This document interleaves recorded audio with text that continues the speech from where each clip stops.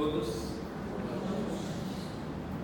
Hoje a gente vai falar um pouquinho sobre gratidão, dos ensinamentos que a Bíblia nos traz sobre gratidão e de todo o estudo sobre a gratidão que o psicólogo e palestrante espírita Rossandro também faz. E eu começo com uma pergunta: se é possível ser grato por tudo? É possível ter gratidão por tudo o que nos acontece? Porque nos momentos de dor e de dificuldade, a gente não vê graça nenhuma. Qual que é o significado da palavra gratidão? Gratidão vem de graça e graça vem de gratio, em latim, que significa agradecer. Então, nos momentos de dor e de dificuldade, a gente não costuma agradecer, porque está doendo, porque está difícil, porque não tem graça nenhuma. Mas em Tessalonicenses, Paulo escreve a primeira carta a Tessalonicenses na Bíblia, no capítulo 5, no versículo de 16 a 22. Primeiro vamos entender por que Paulo, se Paulo não foi apóstolo. Já tinham os apóstolos e depois que Jesus foi crucificado, ele foi atrás de Paulo, convidar Paulo para o trabalho. Mas já não tinham os apóstolos? Para quem leu Paulo e Estevão, entende a grande problemática disso tudo. Os apóstolos, que só restaram 11 porque Judas tinha acabado de suicidar, estavam todos muito abalados e muito temerosos, com medo de serem mortos. Simão e Tiago tinham pensamentos completamente opostos uns dos outros para que lado deveriam seguir. E começaram a nascer alguns pequenos conflitos entre eles. Então, Jesus precisava de alguém que alavancasse a sua empresa.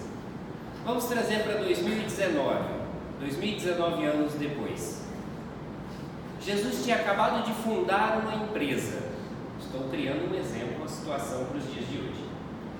E essa empresa é o cristianismo. E como ele estava indo embora, e ele queria que a sua empresa se tornasse uma multinacional, que ela se expandisse para inúmeros países diferentes, ele precisava de um administrador, o que hoje as empresas chamam de CEO, que é o presidente executivo e administrativo da empresa. Ele precisava de um administrador para fazer com que a empresa Cristianismo se tornasse uma multinacional, fosse para vários países diferentes e conquistasse o mundo todo. E ninguém melhor do que Saulo. Naquela época ainda Saulo. Ele era um doutor da lei, significa que ele era muito inteligente, muito estudado, ao que se equivaleria hoje a um senador. Ele falava múltiplos idiomas. Então hoje, se a gente quer tornar uma empresa multinacional, a gente precisa de um presidente que fale mandarim por conta da China, inglês, por conta da maioria dos países falarem inglês e espanhol. E Saulo falava inúmeros idiomas, além de ser muito proativo e determinado. Saulo de Tarso era tão determinado que quando tinha alguém que pensava diferente dele, ele matava. Tão determinado e proativo que ele era. Então Jesus viu nele a pessoa perfeita para fazer a administração da empresa Cristianismo. E ele convida então Saulo em meio ao deserto. Jesus aparece para ele e diz que tem uma missão para ele. Primeiro Jesus pergunta: Saulo, por que me persegues? E Saulo foi tão modificado pelo aparecimento de Jesus, por ter encontrado Jesus, que ele viu que não era nada daquilo que ele pensava, que ele estava equivocado diante das suas crenças para o cristianismo, que ele até muda de nome. Ele deixa o Saulo, que era muito mais judaico, e passa a se chamar Paulo, que era um nome mais suave aos romanos, já que agora ele ia difundir o cristianismo. Então Saulo passa a viajar pela África, Oriente Médio e Europa. E por onde ele ia, ele fundava uma igreja. E depois ia para uma cidade à frente, fundar outra igreja. Só que ele não podia perder o vínculo das igrejas que ele já tinha fundado, para saber se eles não estavam se distanciando da palavra de Jesus e do cristianismo puro. Então, qual a forma que Paulo se comunicava com as igrejas que já tinham sido fundadas? Na cartinha, no lombo do burrinho. Ele escrevia a carta, colocava no burro e ia ser entregue às cidades onde as igrejas já haviam sido fundadas. Uma destas cartas está na Bíblia, em Tessalonicenses, que hoje é onde é a Macedônia, antigamente era Tessalônio. E a primeira carta de Saulo a Tessalônia diz: alegrai-vos sempre, orem sem cessar, em tudo dai graça, porque é a vontade de Deus. Não extingues o espírito, examina tudo e retém o bem, abstenha-se de toda a aparência do mal. Quer dizer então, em tudo dai graça, porque é a vontade de Deus. Mas a gente não consegue dar graça em tudo. Na hora da dor, a gente não consegue dar graça. Como é que a gente pode entender isso de uma forma mais suave? Vamos ainda na Bíblia, lá em João, no capítulo 4, versículo 8. Deus é amor. João não está dizendo que Deus tem amor. Não. Ele está dizendo que Deus é amor. Quer dizer então que se Deus é amor, nada, absolutamente nada que Ele faça deixa de estar objetivado pelo amor. Porque Deus não tem amor, Ele é o amor. Quer dizer que todas as ações e objetivos de Deus têm o seu objetivo amoroso. E tudo que nos acontece é a propósito de Deus. Então quer dizer que mesmo a dor é um propósito amoroso de Deus. Porque a dor nos faz despertar de que estamos no caminho errado. E dói tanto que não é possível mais continuar sendo assim, sendo essa pessoa ou tomando essas atitudes. Dói tanto que é preciso mudar. A dor é o sinal da modificação. Ela diz que é preciso mudar, que é preciso evoluir, que é preciso fazer um caminho diferente, porque esse não está dando certo. Esse é o verdadeiro sentido e possibilidade de dar graça em tudo, porque estamos sobre lei de causa e efeito. Quer dizer que tudo que nós passamos hoje nada mais é do que a colheita do que já plantamos. Eu tive ótimos professores no ensino médio, na rede pública, que conseguem gostar de mim até hoje e me convida para falar para os jovens na rede pública. E no mês passado eu fui falar no Doutor Onélio, para toda a escola do período noturno. E eu não sabia que tanto jovem estudava à noite. É a aula de ensino religioso, então eu não falo de reencarnação, a gente fala de Deus e Jesus. E eu falei por 1 hora aos jovens. E no final eu ouvi queixa dos professores de como os jovens não querem estudar. E a maioria da queixa é assim, que não vão terminar o ensino médio, porque não querem fazer faculdade, porque querem descansar, ficar em casa, jogar videogame e assistir séries. Se o jovem hoje para de estudar, o que acontece de diferente na vida dele hoje? Absolutamente nada. Ele vai ter mais tempo para as redes sociais, para a internet, para o videogame e para o Netflix. E ano que vem? Não vai mudar muita coisa. Mas e daqui 10 anos para um jovem que parou de estudar, o que é que muda? Não ouvi? E cada vez mais o mercado e a sociedade nos cobra um ensino superior.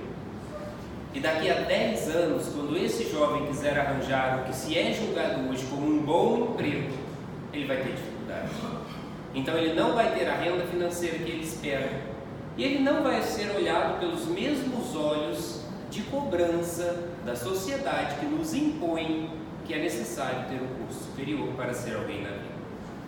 Provavelmente ele vai se sentir frustrado. E nós temos uma ótima coisa que todos nós fazemos muito, que é colocar a culpa no outro. Aí a gente escuta assim: eu estou nessa situação porque meus pais não me amavam. Eu estou nessa situação porque eu não tenho sorte na vida. Eu estou nessa situação porque ninguém nunca me ajudou. Ele se esquece de que a decisão de não estudar foi dele há 10 anos atrás. Se nós nos esquecemos das nossas atitudes há 10 anos atrás, imagina as nossas atitudes há uma encarnação atrás. Nós também não lembramos. E essa dívida chega, porque nós somos cobrados por tudo que fizemos, de bom ou de ruim. Nós colhemos tudo que plantamos. E então nessa encarnação acontecem coisas difíceis e nós não nos lembramos quando tomamos essa atitude. Essa é a lei de causa e efeito. Vocês já viram na televisão um acidente de avião? Avião só vira notícia quando cai. Quando está voando, não vira notícia. E quando cai um avião, sempre tem uma pessoa que não embarcou no avião, que ela ia, mas não achou a passagem, que o relógio não despertou e ela perdeu a hora, que o pneu furou a caminho do aeroporto e ela não conseguiu embarcar. Em todas as tragédias são assim. No edifício Joelma teve pessoa que foi fazer um exame antes de ir trabalhar. No World Trade Center, inúmeras pessoas naquele dia amanheceram doentes, não foram trabalhar. Nas tragédias, sempre tem alguém que não foi. E a gente encontra essas pessoas. E na hora da entrevista, quando o repórter aperta: por que você acha que você não pegou o voo? Por que você acredita que você não foi trabalhar nesse dia e ficou doente? E todas as respostas que eu já vi é sempre a mesma: foi Deus. Mas agora imagina que o seu filho estava no avião e morreu. E se foi Deus quem salvou aquela pessoa para que ele se atrasasse e não pegasse o voo, quem foi que escolheu para que o seu filho tivesse naquele avião e morresse? Foi o mesmo Deus. Mas para compreender as atitudes de Deus, é preciso olhar pelos olhos de Deus, que é só amor.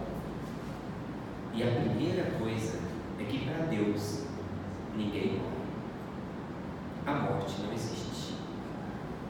Estamos aqui de passagem e logo vamos embora. Por mais que tentamos muitas vezes retardar isso. Existe até uma história muito engraçada de Chico. Ele tinha um amigo de 1,98 m de altura que teve câncer no testículo.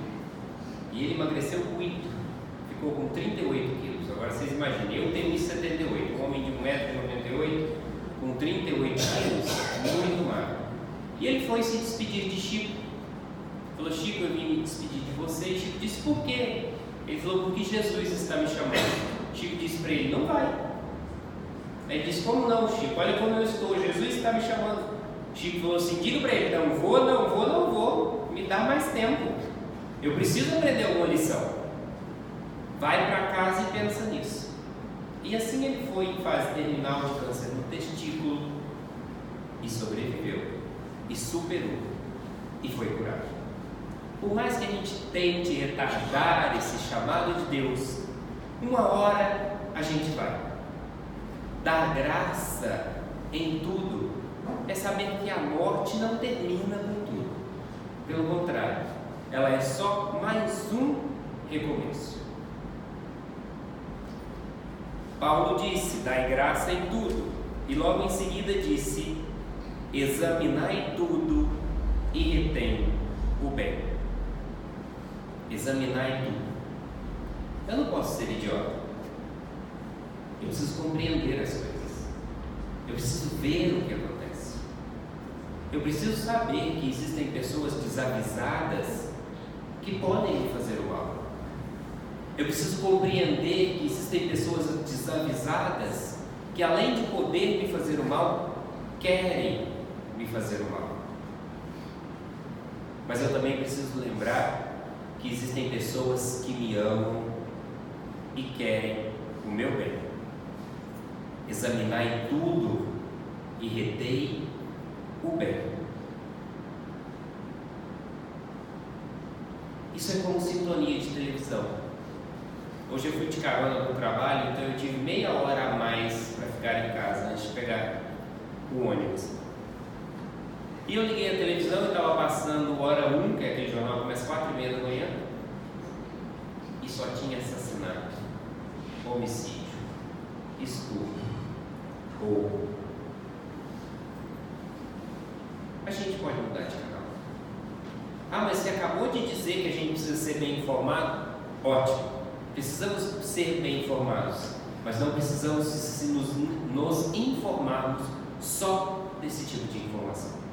Eu tenho certeza que ao mesmo tempo que tudo isso acontecia ontem no domingo, assassinato, estupro, roubo, latrocínio, também tinha um monte de gente cantando para paciente terminal no UTI. Também tinha um monte de gente trabalhando em abrigo dos idosos e lar das crianças. E tinha um monte de gente no Alcoólicos Anônimos recuperando vidas. Analisai tudo e retei o que é bom. Vamos fazer um exercício nos dedos das mãos. Pense em todas as pessoas que você antipatiza, até as que você odeia. E conte nos dedos das mãos. Eu vou dar 1 minuto para vocês. Conta escondidinho assim para ninguém ver que você tem muito inimigo, né? Para não queimar seu fio na casa escura. Vê aí quantas pessoas dá. Desde as que você antipatiza, aquelas que você só não gosta, até aquelas que você verdadeiramente odeia. Não vou expor ninguém, não vou pedir ninguém para me falar o número.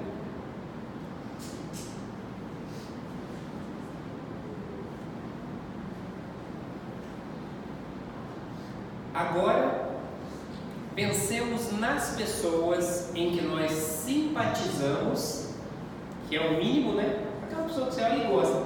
Legal. Até aquelas que amamos. Vamos ver quantas pessoas dão. Também vou dar um tempo.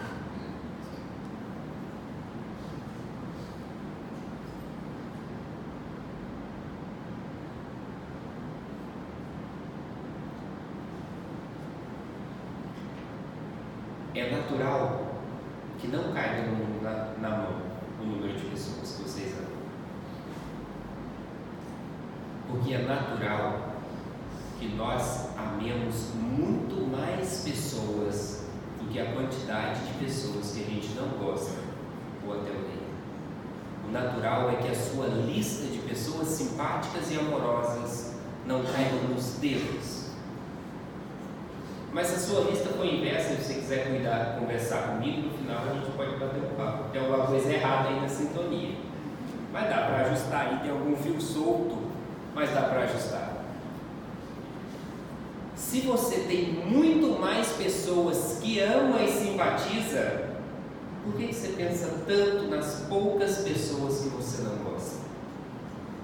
Se é possível sintonizar, então isso é escolha.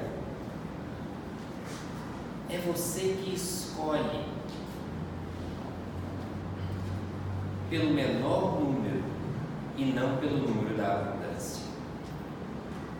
Quando a pessoa grita com você, briga com você, te trata mal, se você ainda não puder dizer isso a ela porque ela não vai compreender, diga mentalmente: eu não vou te levar para casa. Eu não vou deitar na minha cama levando você no meu pensamento.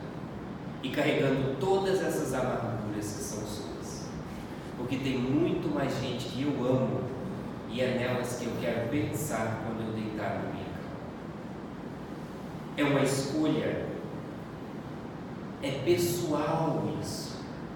É você que decide, analisa tudo e retém o bem. E Paulo de Tarso continua: abstende-vos de toda a aparência do mal. Quando eu coloco a minha mão na frente do livro, deixa eu pegar o caderno que é branco, vai dar para ver melhor. Quando eu coloco a minha mão na frente do caderno, gera sombra. O que é a sombra? Falta de luz. Apenas a ausência de luz gerou a sombra. Então o que é a guerra? Falta de paz. Não significa que a paz não existe. Significa que naquele momento pontual está faltando paz. E o que é o ódio? É falta de perdão. Não é ausência de amor. O ódio é falta de perdão. Em essência, só o bem existe. Em aparência e temporariamente existe o mal. Vamos observar o que Paulo disse: abstende-vos da aparência do mal. Se liberte da aparência do mal. Porque o mal não existe. Ele é a ausência temporária e momentânea do bem. Por que temporária e momentânea? Porque todos nós estamos imbuídos, integrados e dentro da lei de evolução. Quer dizer que o pior de nós, o pior ser humano, vai se tornar um anjo. É lei de evolução. O progresso é contínuo e não para. E todos nós temos um lado bom e um lado nem tão bom assim. Só que varia de pessoa para pessoa o lado que a gente mostra. É natural que na casa espírita a gente só mostre o lado bom. E é natural que no trabalho, em casa, eu mostre um pouco mais a face do lado nem tão bom assim. Então, sabe aquela pessoa que fulano chega para você e diz: nossa, eu detesto aquela pessoa, ela já me fez tanto mal. E você disse: para mim ela nunca fez mal nenhum. Conheço lá da casa espírita, lá ele é ótimo.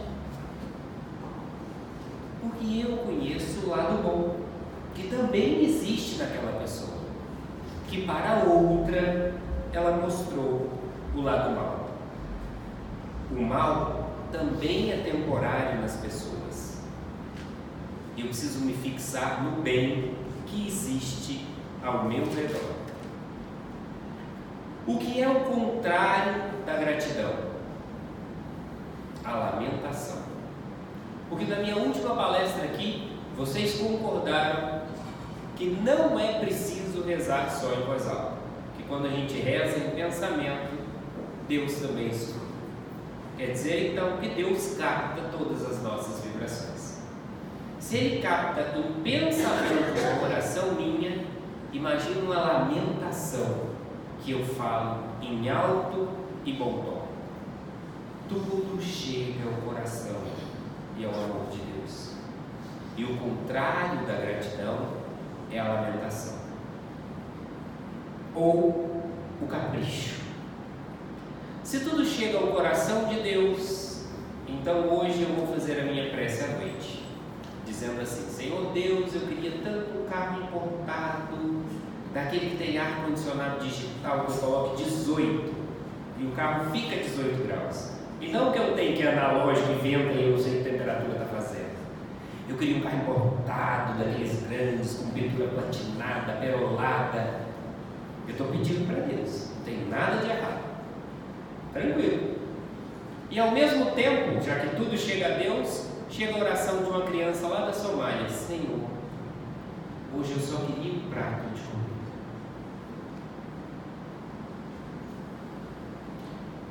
Deus vai atender nossos caprichos?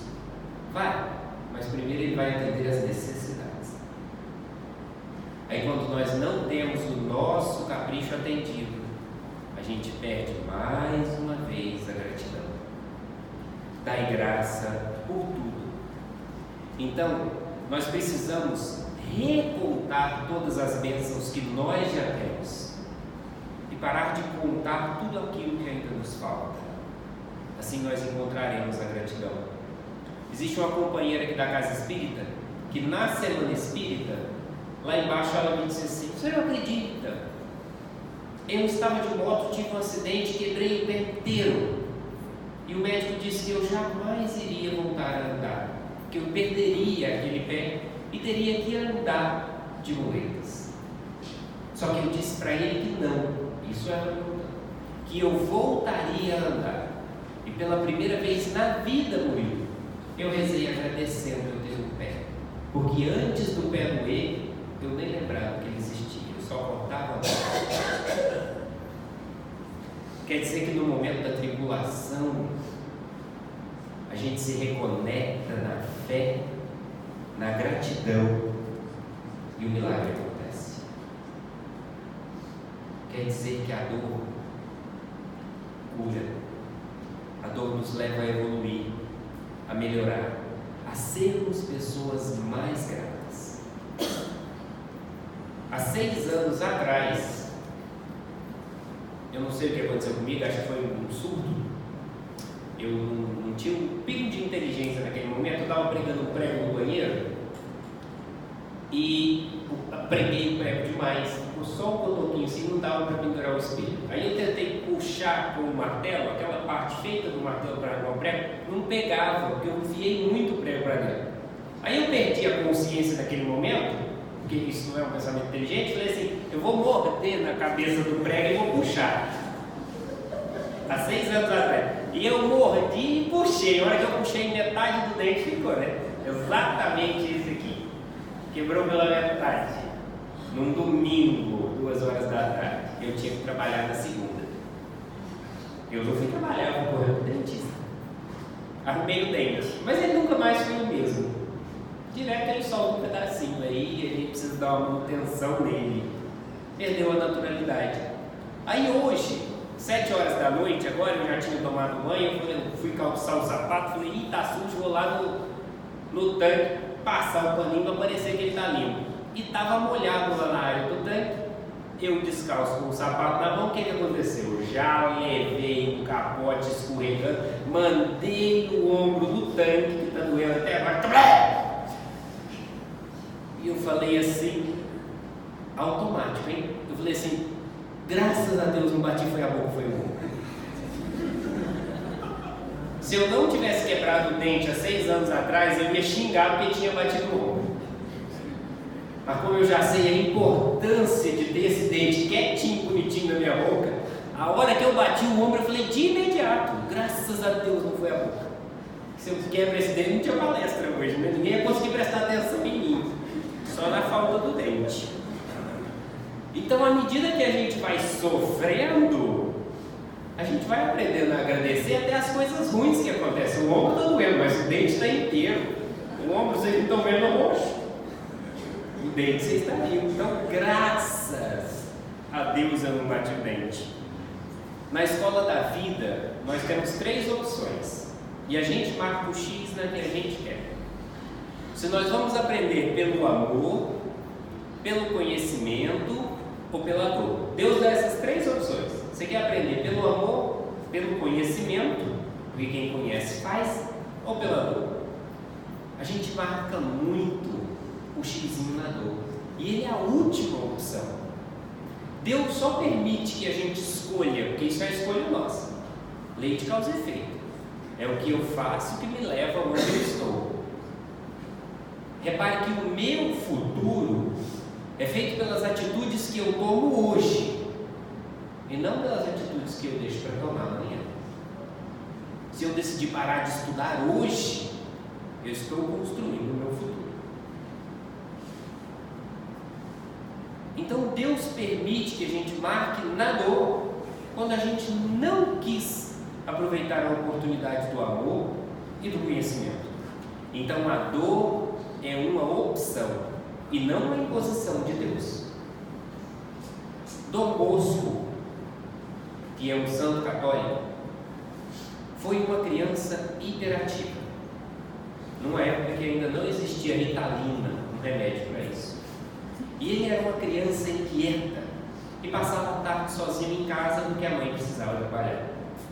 E um dia ele subiu em cima do armário da cozinha e derrubou o pote de óleo que era de vidro na cozinha e engordurou a cozinha inteira. Como ele sabia que ele ia apanhar, porque ele sempre fazia coisas no alto da sua hiperatividade, ele correu, juntou todo o óleo, jogou fora, catou os cacos, lavou a cozinha inteira com sabão para tirar a gordura do chão. Foi lá no quintal, pegou um galho da árvore que a mãe sempre batia nele, tirou as folhas, tirou os espinhos e ficou na porta de casa já esperando por o galho para apanhar. Quando a mãe dele chegou, e mãe só de olhar na gente já sabe que a gente fez coisa errada, não precisa dizer, né? Elas têm esse dom evolutivo. A mãe dele olhou para ele e falou: o que você fez? Ele disse assim: eu derrubei um pote de óleo, sujou a cozinha inteira de gordura, eu já limpei, joguei os cacos fora, está aqui o galho para você me bater, porque eu sei que eu preciso apanhar. E a mãe dele disse: mas eu não vou te bater. Ele disse: mas por que não? Sempre que eu faço coisa errada você me bate. Ela disse: porque hoje você reconhece que errou, você já consertou o seu erro e se pôs em posição de quem merece castigo. Então você evoluiu, não merece mais a minha. Muito sábia essa mãe. Uma mãe de um santo realmente. Ou seja, quando eu compreendo o meu erro, quando eu conserto o meu erro, me responsabilizo e me transformo, eu não preciso mais sentir dor. Eu já aprendi. Eu não preciso mais ser punido. Resumo: dai graça a tudo. Porque tudo que nos acontece é permitido por Deus. E Deus é amor. Ele sabe o que faz por nós. Se estamos sofrendo em posições mais atrás, deixamos de escolher aprender pelo amor ou pelo conhecimento. E agora é preciso quebrar o dente para valorizar as outras coisas que nos aconteçam mais à frente. A dor existe e dói muito. Seja a dor da decepção, da saudade, do amor não correspondido, a dor física e a dor psicológica, que é a depressão. Que estejamos prontos para mudar a vertente. Observe tudo e retenha o que é bom.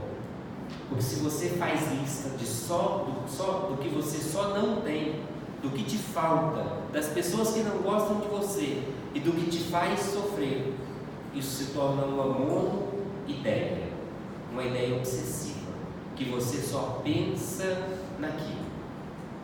Como diria Djavan, num dia triste, toda fragilidade incide.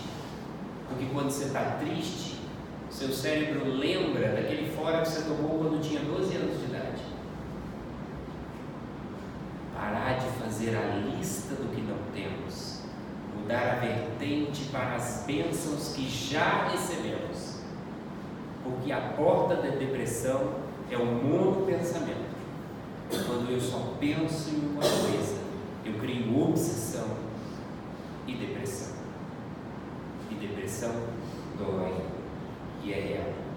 Mas que estejamos conscientes e seguros de que toda vez que dói, é uma placa de advertência dizendo que nós já estamos prontos para reconhecer o erro, para consertar o erro e para se propor fazer diferente daqui para frente. Quando chegamos aí, entendemos o que Paulo diz: dar graça